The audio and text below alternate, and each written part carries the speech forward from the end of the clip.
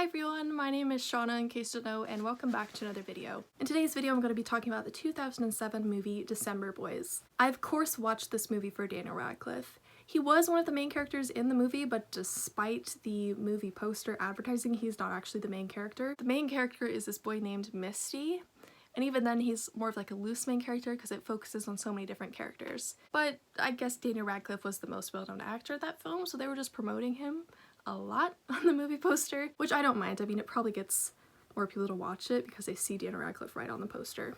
So before I get farther into what this movie is exactly about, there's an actress named Teresa Palmer who's in the movie, and I just want to mention her because she's really popular and I've seen her in a ton of stuff, and I'm sure that all of you have probably seen her before. She's been in Warm Bodies, A Discovery of Witches, Hacksaw Ridge, Lights Out, I Am Number 4, The Sorcerer's Apprentice, and Bedtime Stories. She's also been in tons of other stuff, but those are the ones that I recognize her from the most. So, as you can see, it's a very well-known cast, but I feel like what's sort of cool about this movie is that it takes some well-known faces, but it also gives attention to some of these younger actors and gives them a chance to share screen time with some really famous actors, especially Daniel Radcliffe, because by the time that 2007 was rolling around, a bunch of the Harry Potter movies were out, and it gave these young actors a time to work with a very well-known, amazing actor and give them some more experience and guidance in the acting world. It's sort of hard to summarize what December Boys is about, but the easiest way that I can describe it is that there's 4 orphan boys.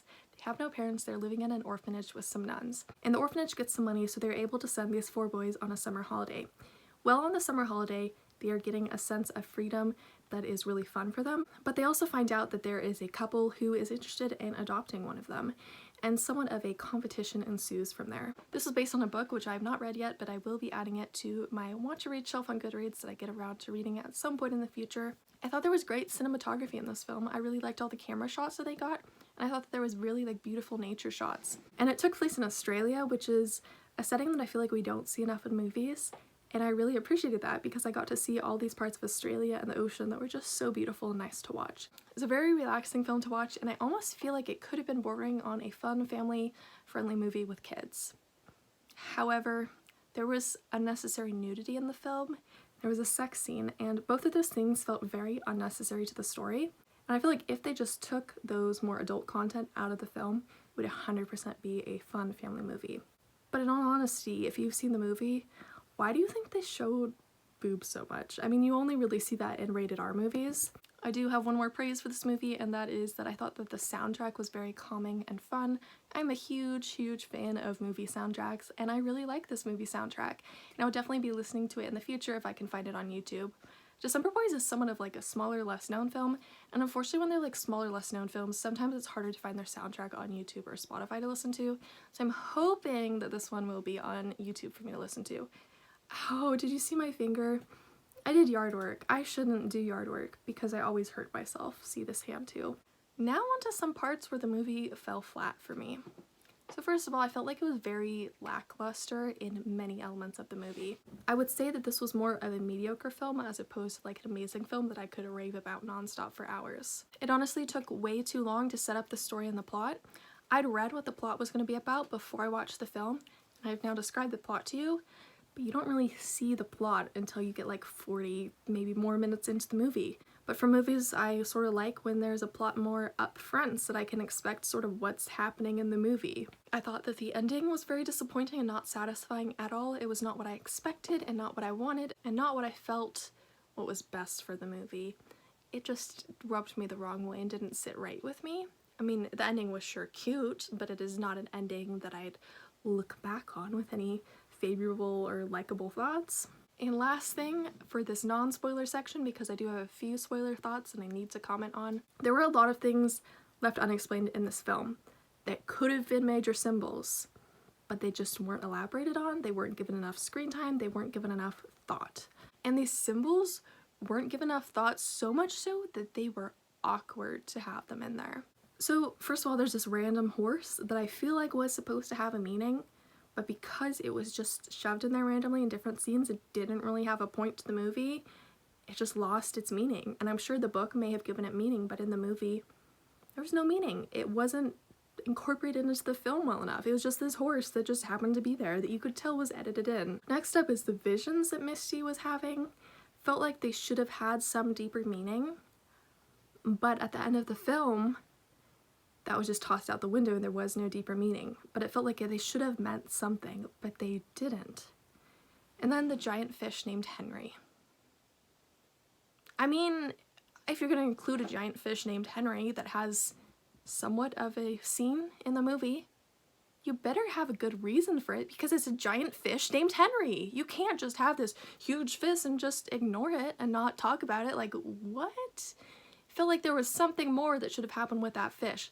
Something that should have explained the meaning behind the fish. But the movie just didn't give us that meaning. So that's all for my non-spoiler thoughts on this movie. As you can tell, I'm not the biggest fan of this movie.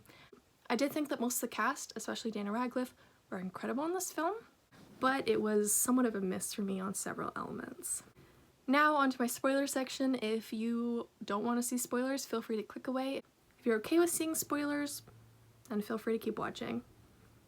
Okay, 1, 2, 3. I'm assuming that if you're still here, you're okay with hearing spoilers. So I want to say that there was some things that were really cute and heartwarming in this movie, and some that made me laugh. Some that made me laugh that I wasn't necessarily sure if they were supposed to make me laugh is the cartwheeling nuns. When they were doing that, their lingerie was showing, and I was like, that part is sort of funny. It was the only vision that I really liked. The other thing that made me laugh that I don't think was supposed to make me laugh, I think it was supposed to be a heartwarming like conclusion to the film, when they were pouring Map's ashes onto their hands to like throw it up into the air. I was like, you are pouring human ashes onto your bare hands. Like, what? Are you okay? Why are you touching human ashes when you literally don't have to? The other thing is the fourth boy, which let me look up his name before I forget. Yeah, they had names and nicknames, and at some points it felt like it wasn't like elaborated on enough. Okay, it was Sparks. I was really confused about him because he didn't get enough screen time. It felt like Spit and Misty and Maps got all the screen time, and then there's just this fourth boy that doesn't get as much screen time. It felt really weird to me. I felt like he was just shoved to the side, but it felt like there was supposed to be more to his story, but there just wasn't. And my final thought has to do with the ending about Maps becoming a priest. Didn't really feel like it fit with Maps' character. I feel like Maps would have stuck with the boys as a fatherly figure, and I feel like that would have been his life. His life wouldn't be to go and be a priest. And so that's part of the reason I didn't like the ending, because it just didn't match up with Maps' character. And if you were going to have this drastic character change, they need to show it in the movie and not just randomly be like, this boy who was scandalous and had sex with this girl and did all these scandalous things like smoking and looking at boobs. Oh, guess what? He's a priest now. Like, explain that. Don't just say he's a priest now. Explain it. And why wasn't it explained? Like, it's so frustrating to me. There's so many things in this movie that need explanations, but that weren't given explanations. Now, this was a movie that was 1 minute and 44 long or something like that. You can make a movie 2.5 hours. So they could have expanded on that. They just didn't. And it really frustrated me. Really felt like there should have been more to the story, but that movie just didn't give us more to the story, and I'm hoping the book gives us more information, and I hope that the book is more like entertaining, and I hope it engrosses me more. I don't know if that's the right word. Like, I felt like my attention wasn't fully on this movie all the time because it wasn't keeping me interested enough, and because there was so many like things that I like wish they would have gone into deeper that they just skipped over. Also, like the reason for Map's name, I was like, you showed the birthmark in one scene. Like, if you're gonna have a character named because of his birthmark, couldn't you show just a little bit more? Like, I'm not saying I want to see people shirtless all the time, but if you're gonna go out of the way to say this character was named after a birthmark that looks like a map, show us the birthmark. Don't just have him run by in one scene and you see faintly this little mark. It's just weird. So that's really all for this video. I wouldn't say that I necessarily recommend December Boys, but I would say that if you're a Daniel Radcliffe fan, definitely check it out. And I would say that if you're a fan of like fun and laid back movies and you're less into like action and stuff, then definitely check out this movie because I think it will interest some people. I just think for me it fell flat on several elements, and so it isn't one of my favorite movies. If you enjoyed this video, feel free to give it a thumbs up and subscribe to me if you haven't already.